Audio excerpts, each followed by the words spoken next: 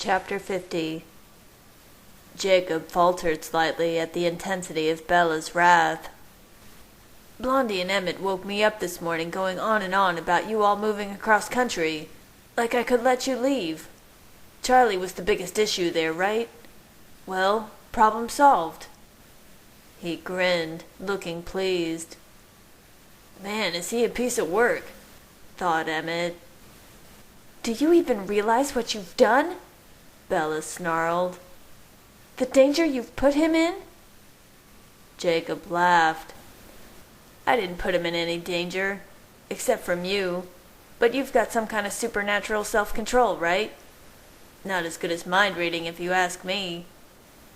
His eyes flickered towards mine momentarily.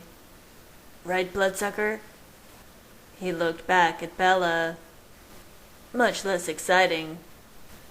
My control broke then, and I moved across the room swiftly until I was standing right in his face, his scent thick and dank in my nose.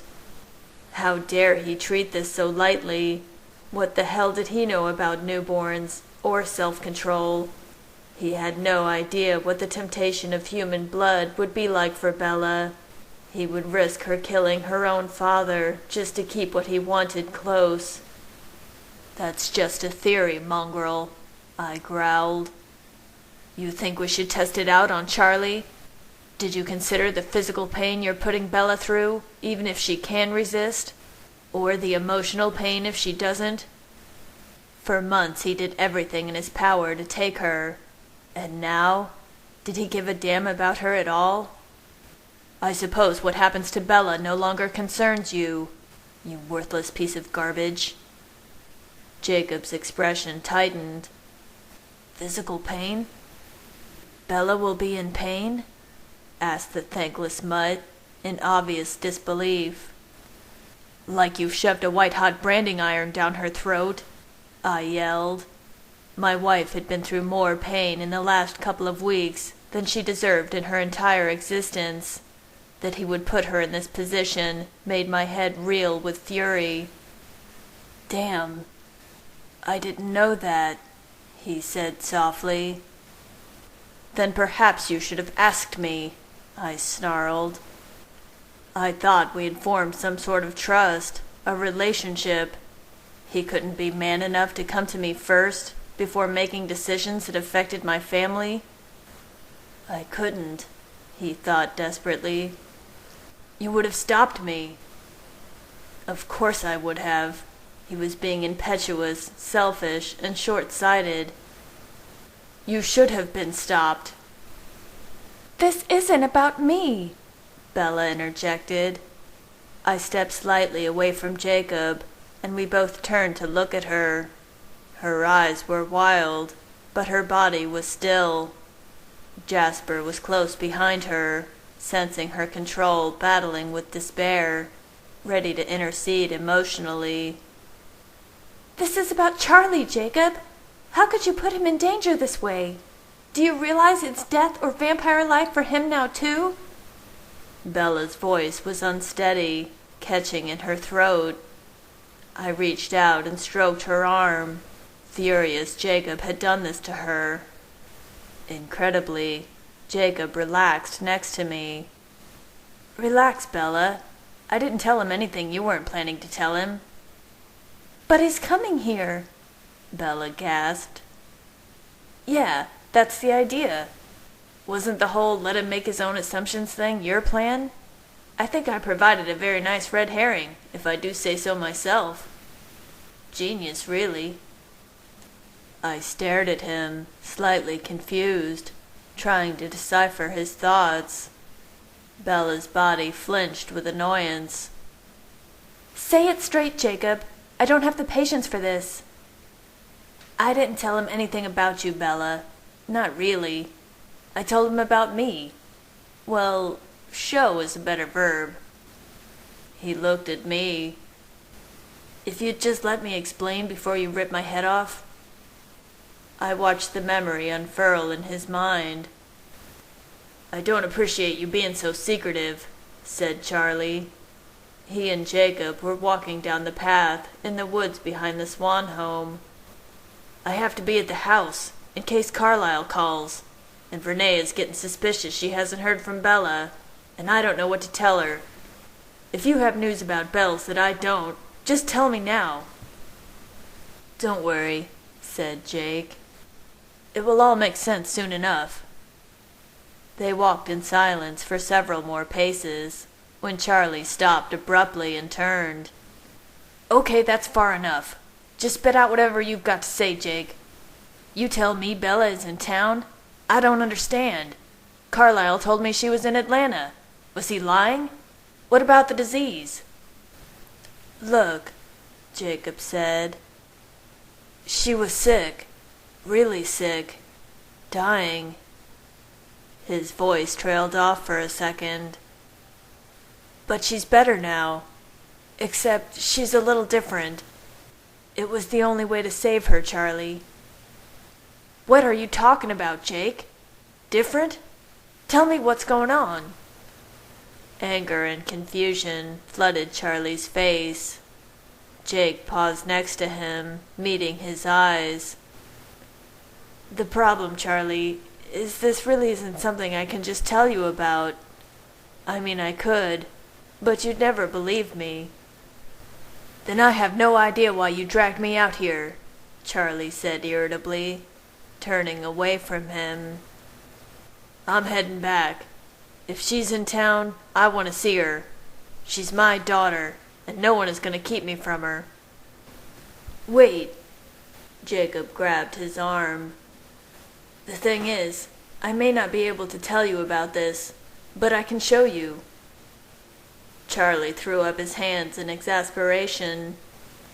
"Well, fine," he snapped. "Then show me, Jake." Jacob nodded. "I'll just need you to back up a little first." Charlie rolled his eyes. "What?" "Just back up for me. Give me some space. Over by that tree." "Fine," Charlie grumbled. He turned and walked towards the tree. "This better not be some sort of stupid teenage prank, Jake." He reached the tree and turned, arms crossed. "Well, let's see it." "Okay, I think you're as ready as you'll ever be," said Jacob, a nervous edge to his voice. "Just remember, Charlie, deep breaths." Charlie's brow furrowed in confusion. "Deep breaths?" His eyes widened as Jacob began to swiftly undress. "What are you doing?" he gasped. And then the world shifted, space altering in a rush of wind as Jacob's form phased into something new, his changing eyes never leaving Charlie. Charlie stood frozen, unblinking. The wolf took a tentative step towards him. "No!" Charlie stumbled backward, hitting the tree behind him, his hands out in front. "Jesus Christ! Oh God, no!" His expression was a mask of white-faced horror, and one hand went up to grip his chest. Then the world phased again, folding in on itself until vision came from human eyes once again. "It's okay, Charlie," came Jacob's voice. "Everything's fine. Remember what I said. Deep breaths." He took another step closer. "Stay away from me!" Charlie shouted, his voice laced with fear. His chest rose and fell heavily for several seconds, his wild eyes calming slightly as Jacob silently put on his clothes. "What the hell just happened, Jake? What did you do to me? Did you give me some sort of quileute hallucination or something?" Jacob laughed sharply. "No, I'm afraid what you just saw was very, very real, Charlie. I can assure you." "Then why? What is going on, Jake? How did I just see? What was that thing?" Jacob took a deep breath. "Charlie, you don't live in the world you thought you lived in. The good news is, nothing has changed, except now you know." Life will go on the same as it always has. You can go right back to pretending that you don't believe any of this." Charlie stared at him silently for a few moments. "I don't know what you're talking about. I don't want to know. Why did you show me?" Jacob took a deep breath, steeling himself. "The reason I showed you this, Charlie, actually has nothing to do with me."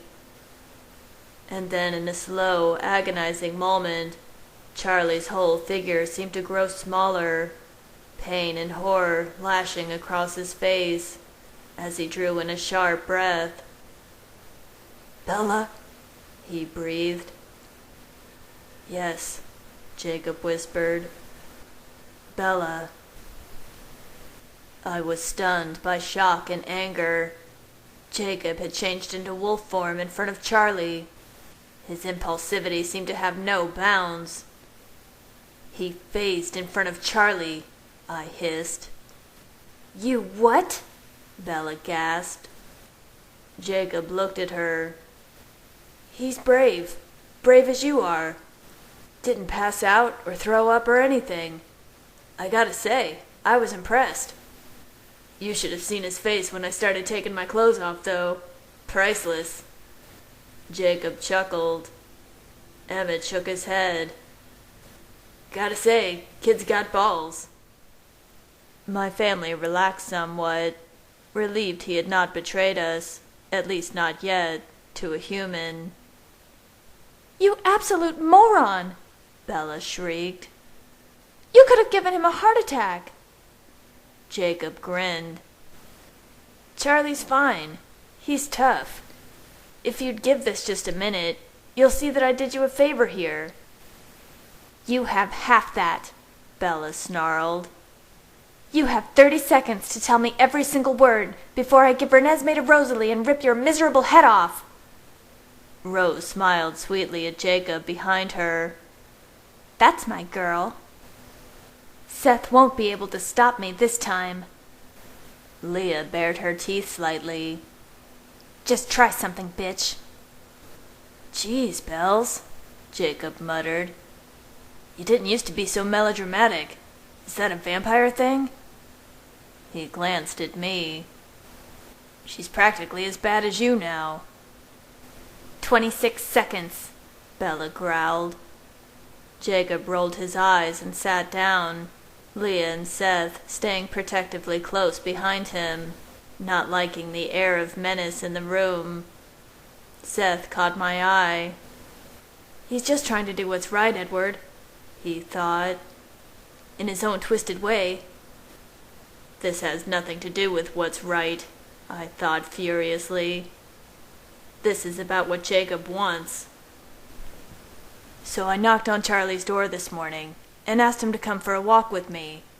He was confused, but when I told him it was about you and that you were back in town, he followed me out into the woods. He explained how he had phased in front of Charlie and told him he lived in a different world than he always thought. It took him a minute to get his head together, and then he wanted to know what was really going on with you and the whole rare disease thing. I told him that you had been sick, but you were fine now. It was just that you had been changed a little in the process of getting better. He wanted to know what I meant by change, and I told him that you looked a lot more like Esme now than you looked like Renee." Esme gasped, while Carlyle stared at Jacob with a hard face. Why the hell would he bring Esme into this? Pointing out the similarities among my kind was sure to lead to questions and trouble. "Calm down. He doesn't suspect," Jacob thought. He was way too distracted by me. After a few minutes, he asked, real quietly, if you turned into an animal too. Jacob laughed. And I said, "She wishes she was that cool." Rose snorted in disgust. "As if." "Yeah, you wish, Blondie." I started to tell him more about the werewolves, but I didn't even get the whole word out. Charlie cut me off and said he'd rather not know specifics. Then he asked if you'd known what you were getting yourself into when you married Edward, and I said, sure, she's known all about this for years, since she first came to Forks. He didn't like that very much. I caught a glimpse in his mind of Charlie yelling in the forest. She's been hiding this from me all this time? I always knew that guy was no good for her. I should have never let her out of the house. I should have sent her to Florida. I let him rant until it was out of his system. After he got calmed down, he wanted just two things. He wanted to see you, and I said it would be better if he gave me a head start to explain. Bella took a deep breath. And what was the other thing he wanted? Jacob smiled, glancing briefly at me. Here's the best part. You'll like this. His main request is that he be told as little as possible about all of this. If it's not absolutely essential for him to know something, then keep it to yourself. Need to know only. Bella blinked with surprise. I can handle that part. Other than that, he'd just like to pretend things are normal. Jacob looked pleased with himself. Jasper shifted uncomfortably. I don't know if we can let this happen, Edward. It's too dangerous for everyone. His eyes moved towards the back window, watching for Alice, and then back to me. He technically may not know, but the Volturi won't care about the finer details. What did you tell him about Renesmee? Bella's voice was still harsh, but the edge was relenting a little, her eyes hesitant and curious. Oh yeah, said Jacob. So I told him that you and Edward had inherited a new little mouth to feed. He looked at me. She's your little orphan ward, like Bruce Wayne and Dick Grayson. Jacob laughed. Batman, perfect for you. I didn't think you'd mind me lying. That's all part of the game, right? God knows you're good at it. I ignored the jab, instead concentrating on Bella. Charlie was way past being shocked at this point, but he did ask if you were adopting her. Like a daughter? Like I'm sort of a grandfather? Were his exact words. I told him, yes. Congratulations, Gramps, and all of that. He even smiled a little.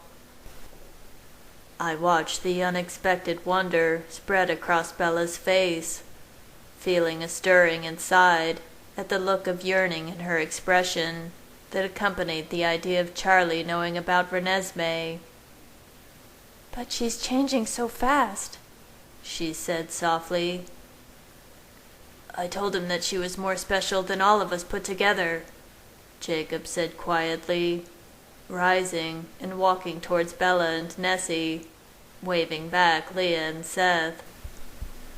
Jacob, Renesmee thought, reaching out her arms, but Bella gripped her tightly. I told him, trust me, you don't want to know about this, but if you can ignore all the strange parts, you're going to be amazed.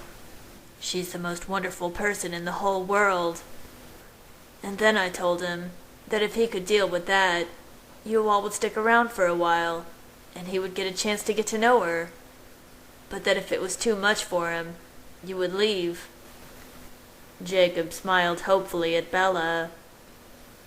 He said as long as no one forced too much information on him, he'd deal. My family was watching the confrontation silently now, their eyes slightly conflicted, hopeful yet uneasy. Some of us had had human relatives still alive when we had been changed. This severing of human ties was considered part of the price of immortality for the few that cared.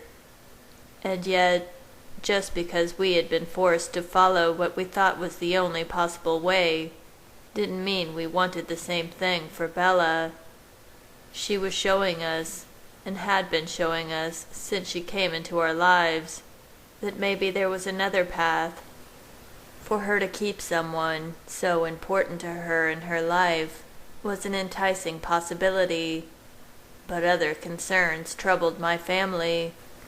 It could be difficult to watch our human relations grow older and pass on, even from a distance, through casual investigation or careful inquiry. These ties, however few or even distant, were what had once held us to the mortal world, our blood relatives in the family of men. But they had faded away in the blink of an eye. Time meant something else to an immortal, and Bella had yet to experience the expedited passage of hours, days, and years. Charlie was already more than halfway through his mortal life, and would swiftly be gone. We feared the closer she remained to Charlie, the more heartbreaking his inevitable loss would be. And then there was the one rule of my kind, secrecy. Carlyle caught my eye, his expression tight. "This is not something I would normally condone, Edward, especially with a newborn. But the circumstances are certainly extraordinary, as is Bella and your daughter." His eyes moved momentarily around to everyone in the room, resting for a moment on Esme. Then he glanced at Nessie, thinking about robbing Charlie of the joy he had experienced in knowing her. "The safety of the entire family is at stake, and it will need to be handled carefully. But Charlie Swan is a man I would trust. Ultimately, it is up to you and Bella." I looked at Bella's expression, and I could see the hope invading her eyes, the desire to see Charlie and share Renesmee with him. There was a determined light in her face, and I knew, if it was at all possible, this was something she was willing to try. I was torn. I had promised I would keep her from hurting her family, or any humans. Allowing Charlie in such close proximity to her, all other issues aside, seemed like an incredibly foolish risk. But Bella had proven beyond a doubt that she was not a mindless newborn, but an amazing, aware creature with incredible control, and I felt a surge of sudden confidence that this was something she could handle. If she wanted to go down this path, I would support her. "I'm not going to say thank you," she told Jacob. "You're still putting Charlie at a huge risk." "I am sorry about it hurting you. I truly still care about her, Edward, regardless of what you may think. I didn't know it was like that. Bella, things are different with us now, but you'll always be my best friend, and I'll always love you. But I love you in the right way now. There's finally a balance. We both have people we can't live without." His eyes lowered for a moment to Renesmee's face. "Oh, please, give me a break," Rose thought. Jacob looked back up at Bella, pulling out the big brown eyes and giving her a sheepish grin. "Still friends?" A small smile flickered on Bella's face, and I had to resist the urge to groan and roll my eyes. He'd better not expect forgiveness so easily from me. His brash actions would still put Bella in terrible pain. How does he do that? Emmett wondered. That crap would never work on Rose. Jacob held out his hand. There was a moment of silence, and then Bella exhaled and shifted, her free hand reaching out to grasp Jacob's. "If I don't kill Charlie tonight," she said, "I'll consider forgiving you for this." "Oh, I knew I was already forgiven. When you don't kill Charlie tonight, you'll owe me a hug." Bella rolled her eyes.